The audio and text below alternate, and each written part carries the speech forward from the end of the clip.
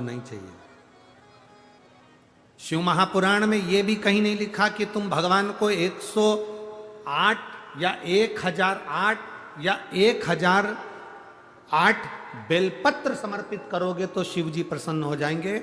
शिव महापुराण की कथा तो यहां तक कहती है, एक बेलपत्र की पत्ती को आप अगर बीच में से, ये एक बड़ी पत्ती, उसके बीच में दो पत्ती और दो पत्ती के बीच में जो गैप है, बीच पत्ती में, इस पत्ती और दो पत्ती के बीच में जो जगह है, अगर आप इस पत्ती को यहां से स्पर्श कर कर,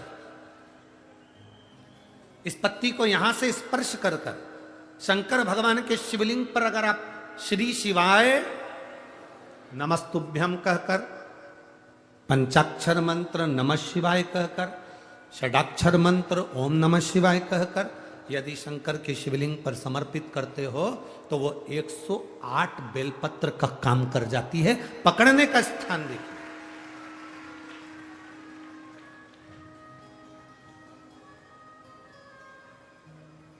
ये स्थान की बड़ी मूलता है, जो थोड़ा सा समझेंगे अपन, थोड़ा ध्यान देंगे तो ये जो ये स्थान है ये बड़ा मूल माना गया। बेलपत्री की बड़ी पत्ती, नीचे की दो पत्ती, उसके बीच में जो खाली डंडी जो दिख रही है, इसको अगर पकड़कर बेलपत्र समर्पित कर रहे हैं तो 108 बेलपत्र के बराबर हमें फल प्राप्त हो रहा। 108 बेलपत्र। और समझिएगा, मान लो आपके पास में ना पीला चंदन है, ना लाल चंदन है, ना अक्षत है, ना पुष्प है, ना कोई सामग्री है, ना दिया है लगाने के लिए। शंकर जी के मंदिर में लोटा भर के जल लेकर गए हो, आज तुम्हारे पास में हो सकता है जल भी नहीं है, लोटा भी नहीं है, तो जिस शंकर जी का दर्शन करने गए हो उन्हीं की बेलपत्र को उठाओ और बेलपत्र को उठाने के बाद पहले अपने हथेली पर रखो, अपना हाथ रखकर बाबा से प्रार्थना कर कर बेलपत्री की मध्य पत्री, आगे वाली पत्ती को पकड़कर अगर वो बेलपत्र हम शिव जी को समर्पित करते हैं तो हमारा पीला चंदन, लाल चंदन, दिया सब बाबा को समर्पित हो जाता है, उस बेलपत्री में जाती है। एक बेलपत्री का सुख हमारे जीवन का एक आनंद दे देता है। हम तो यहां तक कहेंगे, अगर कभी जिंदगी में तुम्हें लगे कि गुरुजी मेरा पैसा फंस गया, नहीं मिल रहा है, या मेरा पैसा अटक गया, नहीं मिल रहा, या मेरा घर में धन नहीं है, बहुत तकलीफ की जिंदगी चल रही है, आप ये बेलपत्री का जो दो पत्ती है ना, ये दो पत्ती इस जगह से पकड़कर, आपको लग रहा है कि पैसा नहीं है, काम बहुत बड़ा अड़ा है, बेटे की शादी, बेटी की शादी, या मकान या दुकान, कोई काम अड़ गया, ये दो बेलपत्री की पत्तियों को पकड़कर अपनी कामना कर कर शिव जी को समर्पित करो और एक लोटा जल बाबा को चढ़ाना प्रारंभ करो। 20 से 22 दिन इंतजार करना, मेरा बाबा हाथ पकड़कर कुबेर भंडारी भंडार जरूर भरेगा।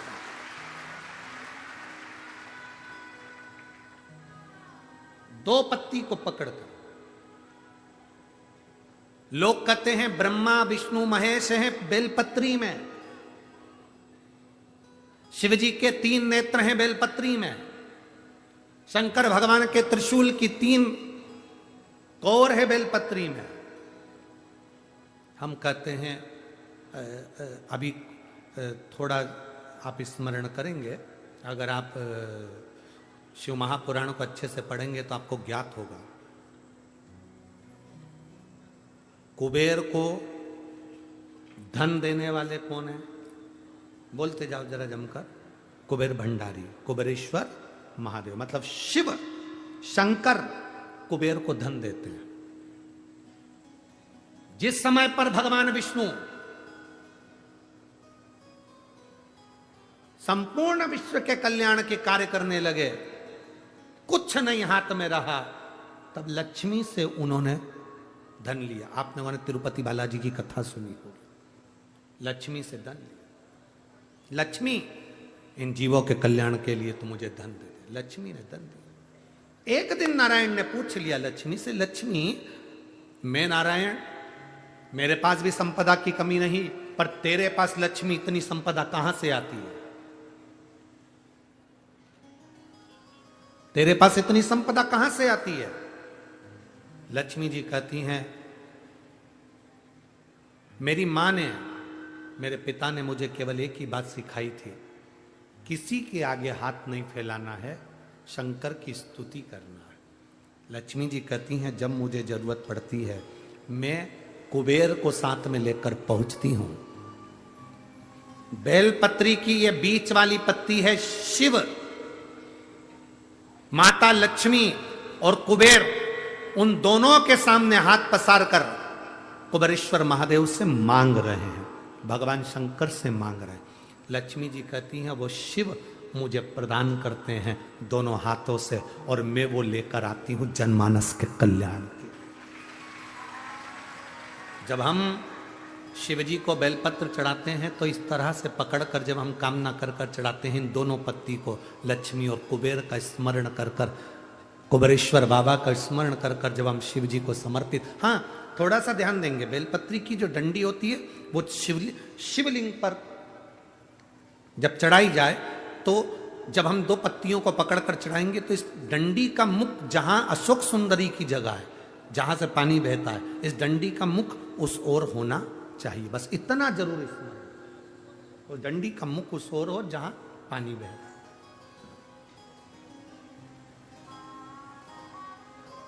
जिस जगह से जल बह रहा हुआ उस ओर।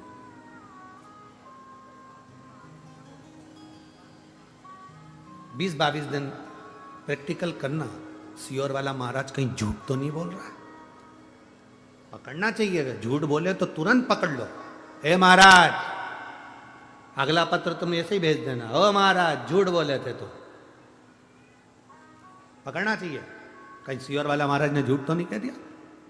बेलपत्र को कहां से पकड़ना है, किस स्थान से पकड़ना है, किस जगह से पकड़ना है और कैसे बाबा को समर्पित करना है, उसका भी वर्णन हमारे शास्त्रों में लिखा हुआ है, जिससे हमें फल की, देखो ये बेलपत्र, कई लोग कहते हैं ऐसा क्या होता है कि यहां से पकड़ोगे तो ये फल मिलेगा, यहां से पकड़ोगे तो ये फल मिलेगा, यहां से पकड़ोगे तो ये फल मिलेगा। हमारा कहना इतना सा है, जब बॉटल चढ़ाते समय यहां नस नहीं मिलती तो यहां देखते, नस यहां नहीं मिलती तो यहां देखते, सुई बॉटल चढ़ रही है, नस ढूंढना है, यहां देखते हैं, फिर देखा कि यहां एक नस है, उसमें सुई चुभाई, बॉटल चालू करी, थोड़ी देर बाद ये नस फूलने लगी, हटा दिया, फिर इस हाथ में देखी गई, फिर पांव में देखी गई, अर्थात बॉटल चढ़ना। नस ढूंढो कि वो नस कौन सी है जहां पर हम पकड़कर बाबा को बेलपत्र चढ़ाएंगे तो हमारा भी जीवन का कल्याण हो जाए, वो नस पकड़ेंगे।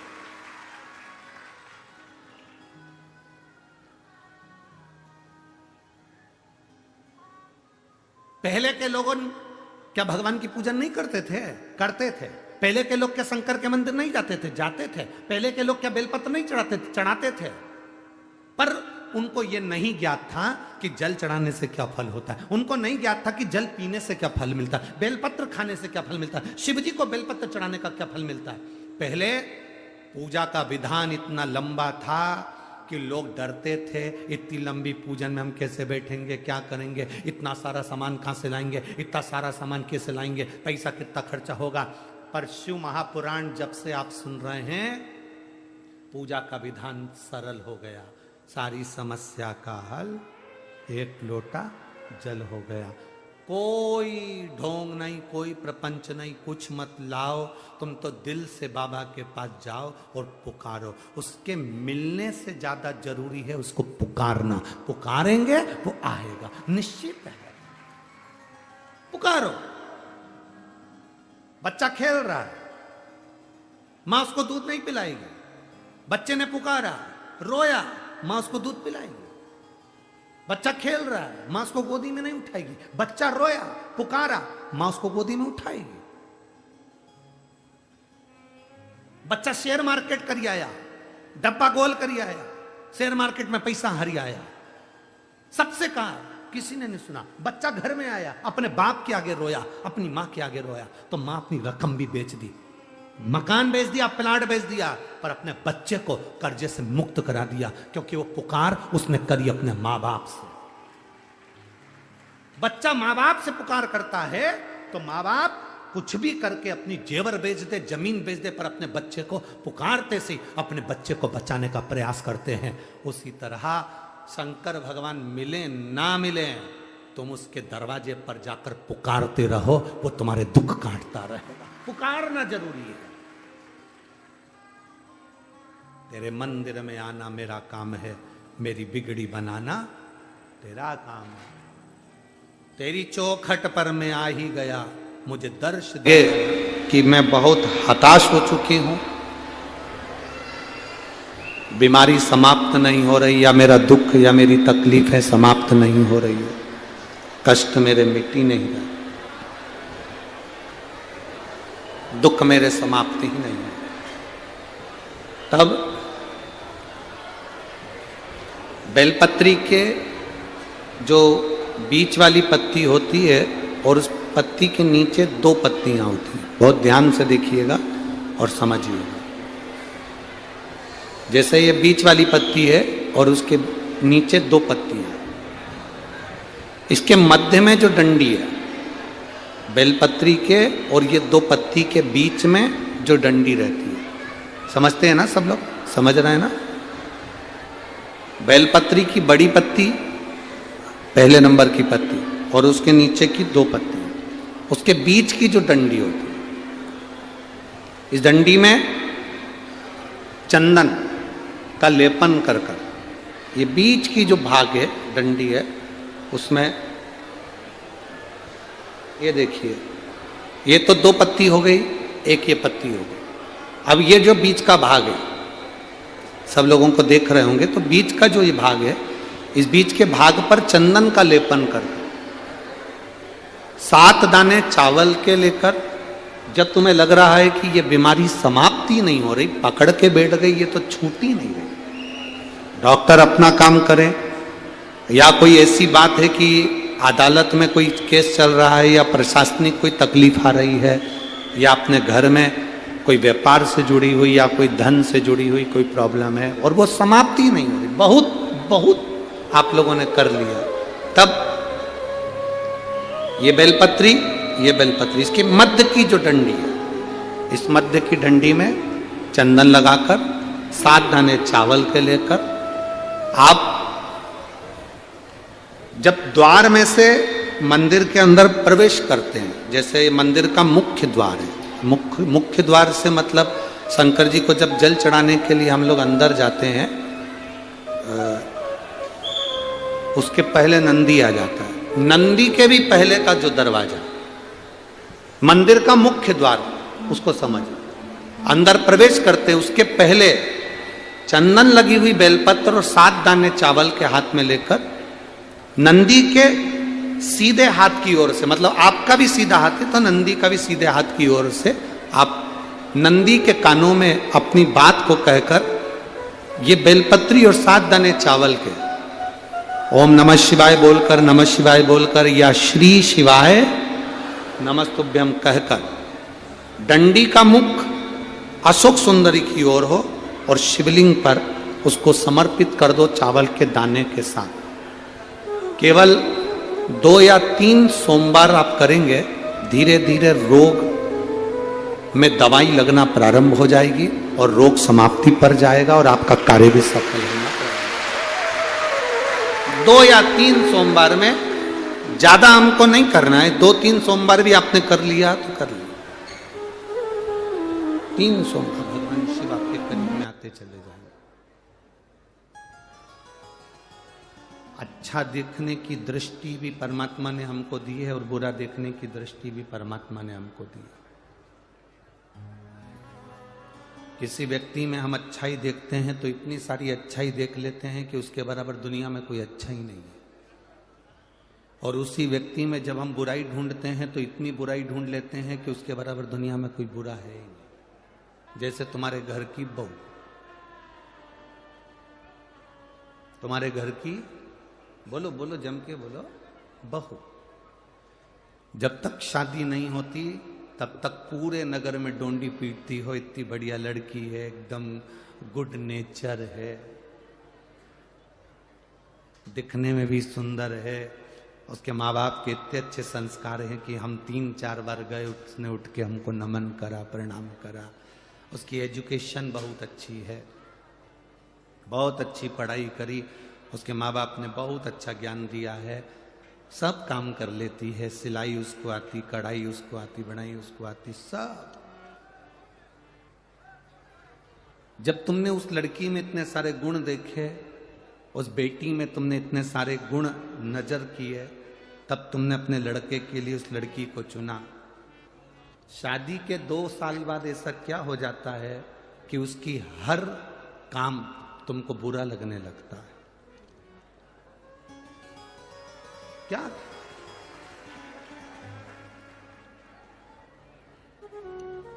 मतलब शास्त्र झूठ नहीं कहता, शास्त्र सत्य कहता है, इसलिए इसको सत्यम शिवम सुंदरम कहते हैं। गुण देखने की दृष्टि भी हमको परमात्मा ने दी है और अवगुण देखने की दृष्टि भी हमको परमात्मा ने दी।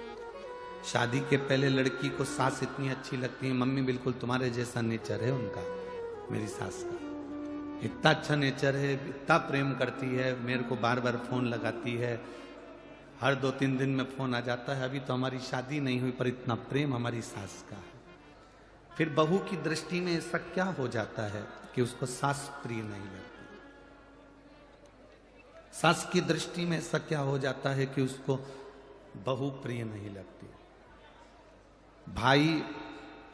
भाई के लिए अपना भोजन छोड़ देता है, जब तक भाई नहीं आता तब तक भोजन नहीं करता। धीरे धीरे ऐसी क्या दृष्टि हो जाती है कि भाई का मुख देखना पसंद नहीं करता। ये 2 दृष्टि परमात्मा ने हमको दी, एक अच्छा देखने की, एक बुरा देखने। अच्छा भी आप इन दृष्टि से देखते हो और बुरा भी आप इन दृष्टि से देखते हो। हमारा तो शिव महापुराण में बस इतना सा निवेदन है, अगर आप किसी की बहुत बड़ाई कर रहे हो, बहुत प्रशंसा कर रहे हो, तो उसमें फिर बुराई मत देखो। गुलाब के साथ में थोड़े बहुत कांटे रहते हैं, हम गुलाब चुनने वालों में से हैं, कांटे चुनना नहीं जानते। थोड़ी बहुत बुराई सब में भरी पड़ी है। ऐसा कोई संसार का व्यक्ति बता दो जिसमें बुराई ना हो।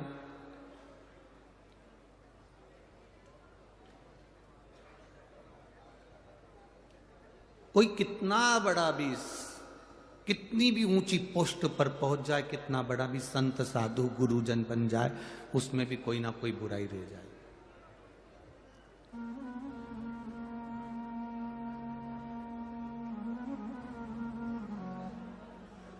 जिसमें बुराई नहीं है वो गौ माता कहलाई है।